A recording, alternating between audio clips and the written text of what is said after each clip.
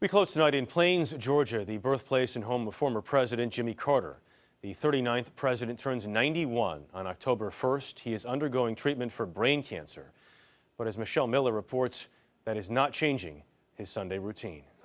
40 and 43. The line begins hours before the service. Lynn Falah and her daughter Chapin drove to the Maranatha Baptist Church from South Carolina. Is this exciting? Are you kidding me? I haven't slept for 2 nights.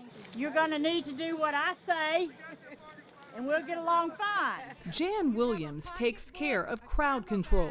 She's also a close friend of the instructor. Mr. Jimmy is one of the kindest Southern gentlemen who speaks what he thinks, stands up for what he believes in. Morning, everybody. Good morning. All right, I see you're wide awake. President Jimmy Carter has been teaching Sunday school here for 35 years. But since he announced his diagnosis, the crowds have been bigger than ever.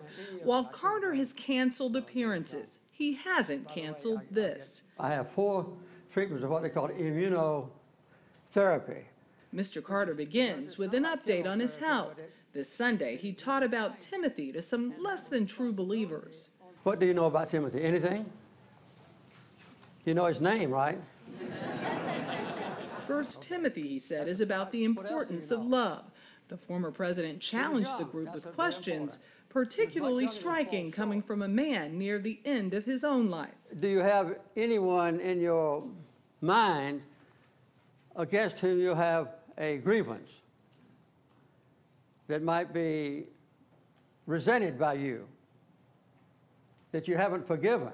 He knows that every Sunday that he teaches, he has a very good possibility of making a tremendous difference in somebody's life now and their future after life. He seems rejuvenated by this crowd of people. Would you say that? Would you agree with me? I don't think once you're a politician you ever get over being a politician. He loves the crowds. That's why each lesson ends with a photo session. My doctors have recommended that instead of standing up, I sit down.